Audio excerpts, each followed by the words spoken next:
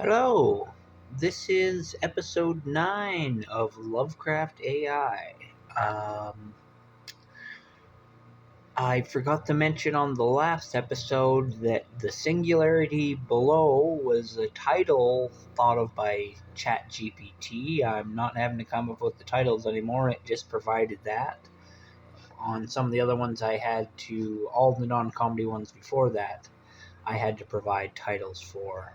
So, yeah.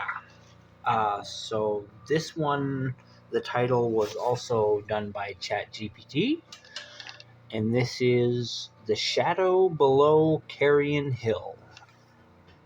The Shadow Below Carrion Hill. In the summer of 1913, I was called to the decaying town of Carrion Hill by a curious letter from my old acquaintance, Professor Harold Drexler.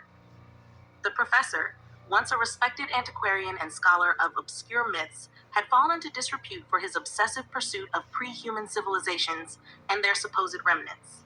The letter spoke of an ancient artifact unearthed during a recent storm that had dislodged a section of the cliffs outside town. It begged for my immediate presence, claiming that the artifact's nature defied all conventional understanding. I arrived to find Carrion Hill as bleak and forlorn as I had imagined, a place forgotten by time, its cobblestone streets hemmed in by leaning, decrepit houses. The air was heavy with dampness, and the gray skies seemed to press down on the town with suffocating weight. Drexler's home stood on the edge of town, an imposing, ivy-choked structure whose windows were perpetually dark. Drexler greeted me with an air of feverish urgency, his once imposing frame now gaunt and shadowed.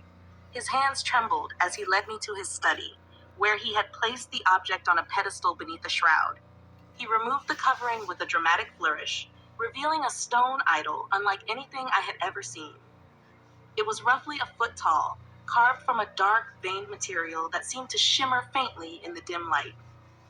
The figure depicted was grotesque, a hunched, amorphous being with a mass of writhing tentacles where its face should have been, and limbs that seemed to bend and twist in ways that defied anatomy. The surface of the idol was etched with strange, angular symbols that seemed to shift when viewed from the corner of the eye. "This," Drexler whispered, his voice quivering, "is not the work of human hands. It is older than the hills, older than the sea itself." I laughed nervously, trying to dispel the unease that the object stirred within me. "Surely it's some artifact of an unknown culture, exaggerated by your imagination." But Drexler shook his head vehemently. No, this is a remnant of the old ones, the beings who ruled this world before humanity. It was their servants who created this, a tribute to gods so ancient and vast that our minds can scarcely comprehend their existence." I dismissed his ramblings, attributing them to the eccentricities of a man who had spent too long among dusty tomes and dark rumors.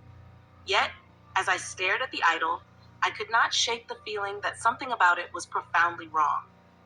That night, I stayed in Drexler's guest room. The house creaked and groaned as though it were alive, and the shadows cast by the flickering oil lamp seemed unnaturally deep. I awoke in the early hours to a sound that I could not place, a low, wet slithering that seemed to emanate from the floor below. My first thought was of Drexler, and I hastened to his study, fearing that he might have taken ill. What I found froze me in my tracks.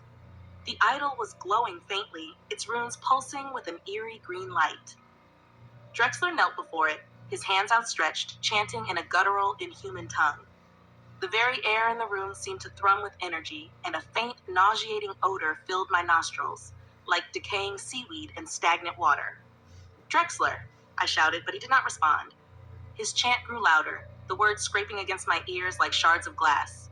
The room grew colder, and I realized with mounting terror that the shadows cast by the idol were moving, stretching, writhing, coalescing into shapes that defied logic. I stumbled backward as a shape began to emerge from the air itself, a vast, amorphous presence that filled the room with its malignancy. Its form was a nightmare of shifting tendrils and glistening voids, its bulk barely contained within the boundaries of this reality. Drexler turned to me then, his eyes wide and glowing with an unnatural light. "They come from the depths," he rasped, "from the void beneath the world. They were never gone. They have always been here, waiting." I fled then, the sound of Drexler's laughter and the hideous wet slithering echoing in my ears. Outside, the town seemed to shudder, as if some vast unseen force was pressing against it. The stars above appeared dim and distorted, their light struggling against an encroaching darkness. I did not stop running until I reached the station, where I boarded the first train out of Carrion Hill. I have not returned, nor have I spoken of that night to anyone but you, dear reader. Yet in the quiet hours of the night, I am plagued by dreams of writhing shadows and vast cyclopean beings stirring beneath the earth. And sometimes, when the wind howls through the trees, I hear it, the wet, slithering sound of something moving just out of sight.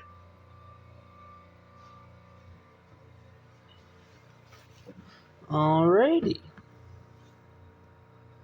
That was The Shadow Below Carrion Hill. I really liked it. I thought it had a great feel. Really brings you through a journey. I always like to. I'm just gonna repeat the end because I really like it. And sometimes when the wind howls through the trees, I hear it. The wet slithering sound of something moving just out of sight. That's cool. I like that. That's it gives you that feeling of unease. Like you don't really get away. Like it's still out there.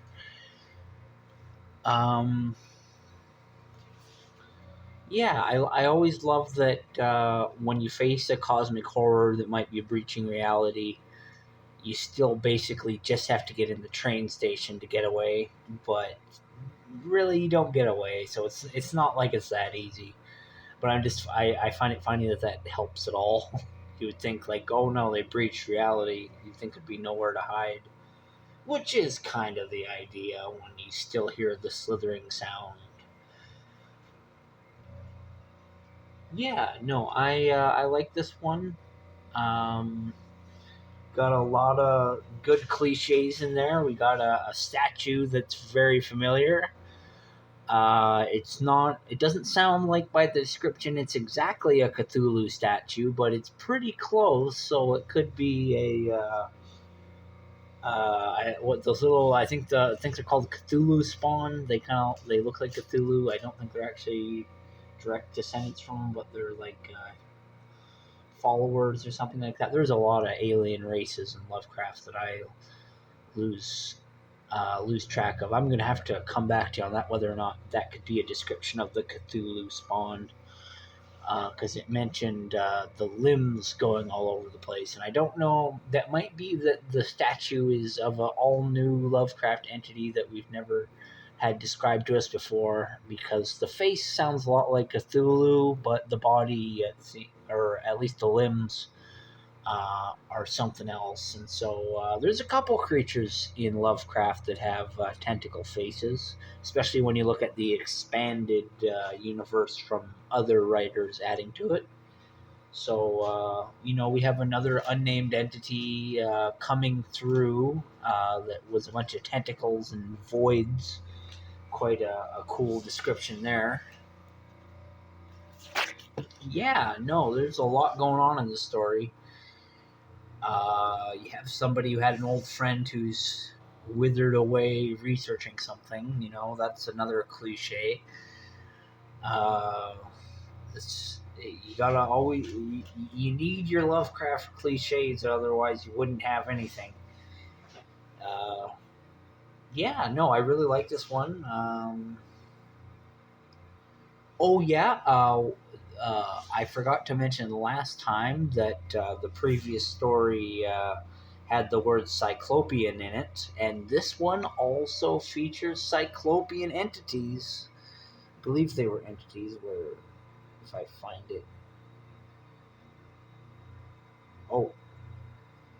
In the quiet hours of the night, I am plagued by dreams of writhing shadows and vast Cyclopean beings stirring beneath the earth. Yes, vast Cyclopean beings. Yeah. So you can't get more Lovecraft than having something be Cyclopean. Unless we went full on Eldritch, that's the only way to go more Lovecraftian. I really like this one. It didn't really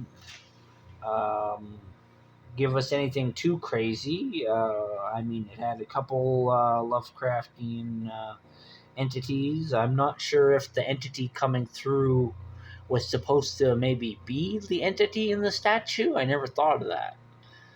I guess it was basically describing that, but I didn't really think that. Like tentacles and voids. I don't know if that really described a being with tentacles on the face and limbs that went all over the place. Let me just.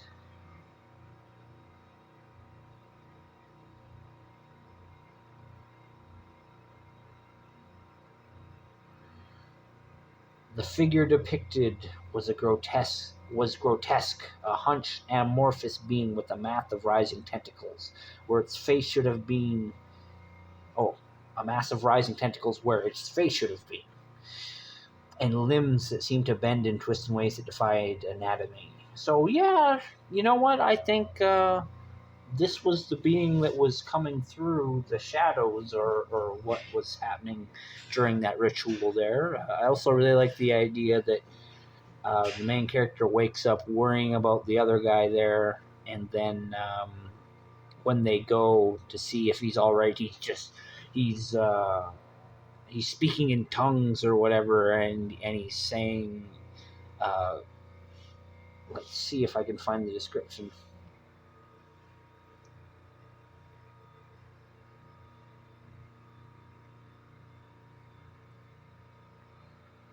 What I found froze me in my tracks. The idol was glowing faintly, its runes pulsing with an eerie green light.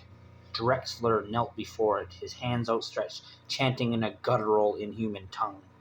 The very air in the room seemed to thrum with energy, and, well, I think you get the point.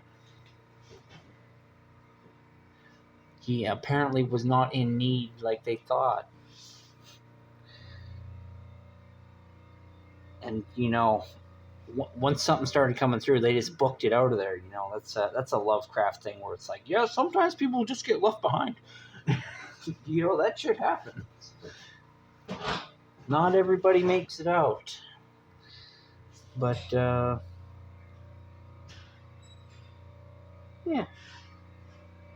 Drexler turned to me, his eyes wide and glowing with an unnatural light. They come from the depths, he rasped. From the void beneath the world, they were never gone. They've always been here, waiting. He seems like he's on board for what's going on anyways. So, I think you're free to go on your train ride or whatever.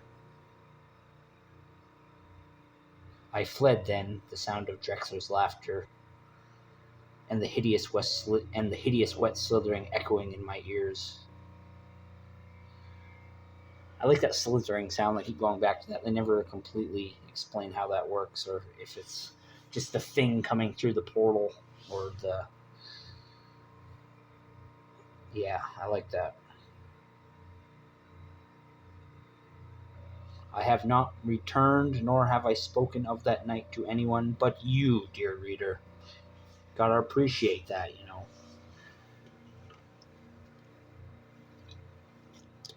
Like when the other episodes have AIs coming in contact with cosmic entities, it's the same thing. We're all in this together, whether it's the author and the reader or humans and AI. We're going through the cosmic bullshit together.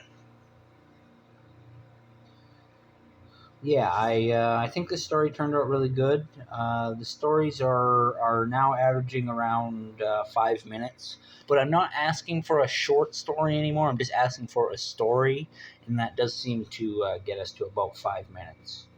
And again, ChatGPT is now coming up with titles, so I don't have to do that, which is fine.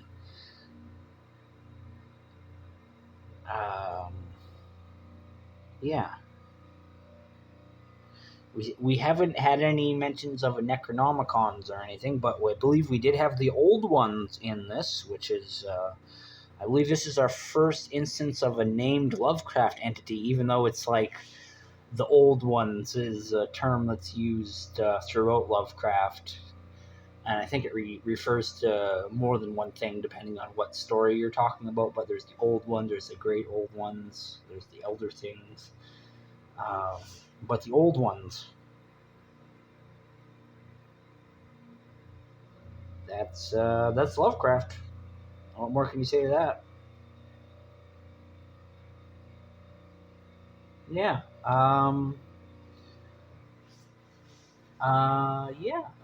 I think this series is going pretty good so far. We're really seeing what a human being and a robot can do together, and I think we're coming up with some cool stuff. I chew on the stories, the robot spits them out, and we have this little back and forth. And seems like, by the way, we're getting subscribers. We got 2 subscribers in the last little while, which is a big boost.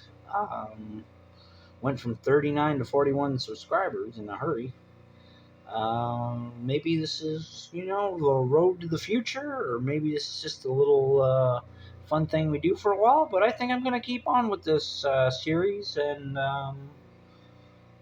can keep on keeping on. So I hope you enjoyed listening. Once more, what is it? This was The Shadow Below Carrion Hill. I am Joseph Arthur Roszell, thanking you for listening, and goodbye.